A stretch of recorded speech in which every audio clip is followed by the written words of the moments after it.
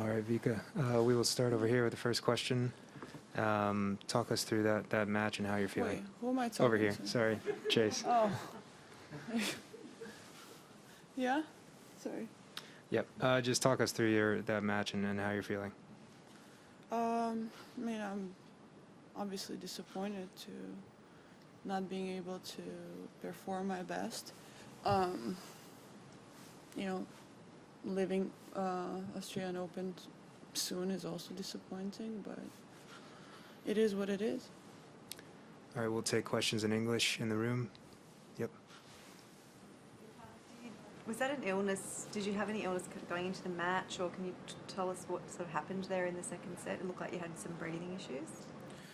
Yeah, I don't really know like why we're getting asked about some of like medical conditions from players, because all this is going out on the internet after for people to talk about, to judge about, and I truly don't ever understand that rule of why when somebody's sick, injured or whatever, they have to give their medical reason out in the world.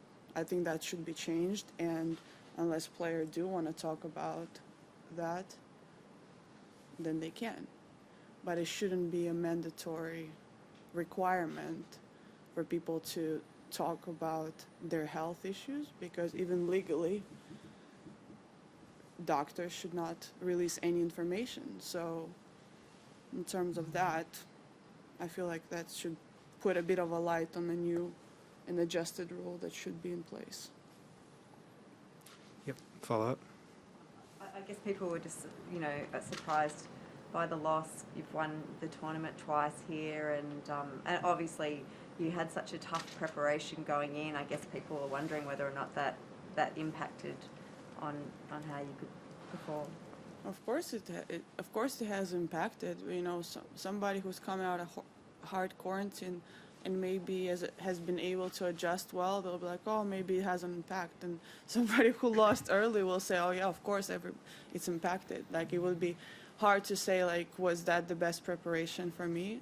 No. But try to sit here and find an excuse because of quarantine, and this is just something that, as I said, it is what it is. I'm disappointed that I wasn't able to perform that I knew I could. That's a bit hard to accept today, because I knew I could do. I know I can play better, a lot better, but at the same time, I feel that I've tried everything I can to be able to be prepared, but unfortunately that hasn't worked out for me. Yep, on the left. Can you talk about that? What you did to prepare for the tournament after getting released from the lockdown, or even during the lockdown itself? How did you get yourself ready? I mean, the most creative way possible is hitting against the wall in the sofa cushions. I mean, it doesn't work. But I think the biggest impact for me personally has been not being able to have fresh air, and that really took a toll. It really took a toll for me to adjust. And at the same time, it's something like, I don't know how to prepare after 2 weeks quarantine to play in 6 days match or 5 days match. I don't have a blueprint of how to prepare. So it's all about like trying to figure it out. And I did not figure it out. Not this time. Look back on the whole experience of choosing to come to Melbourne, how do you reflect on that and the circumstances you've gone through? I don't reflect. I'm not gonna sit here and should I have come, should I have not come? It's a waste of time. I came here. Whatever happened, happened. I'm here today. I lost my match. Life goes on. That's it. In the back. So, because of a tough quarantine, but you send the email to players, pay respect to Australia. That helped people to understand more of the situation. So how did you make such a great move? Well, I think it was just I felt at that time when this was happening that the situation was going a bit out of control. And no offense to anybody personally, but media has not made any situation better. I would say it made it worse. And I felt that it was just an opportunity to address people from a different perspective.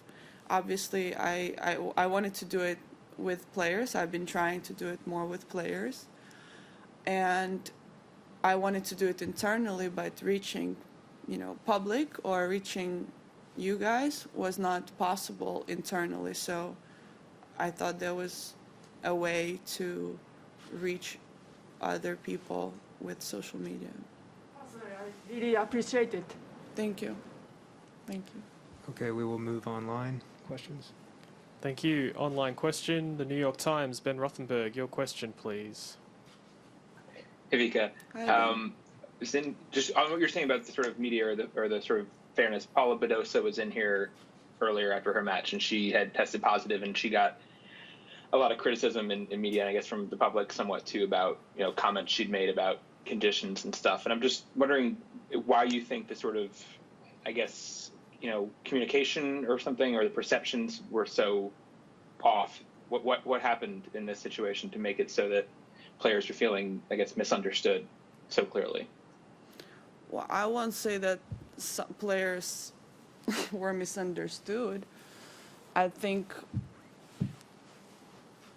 maybe some players didn't really know what they were saying, and sometimes people pick up, a little spark and make it into a fire. So I think that was what happened in a lot of cases. And in this case, social media was not a great tool for some people to let their emotions out. And then it picked it up from there. I think there was just so much concentration and attention to look for a story. And it was quite easy to find. So I think people maybe who didn't voice their opinions but were feeling, for example, the same way as I did before I posted anything. And I would say that was a majority of players. But, sometimes you have hiccups. Thank you. Final question from ESPN, Darcy Main. Hey Vika, I know you played in the one match last week. How are you feeling after that, and did you feel like you were prepared to play in a slam despite the quarantine?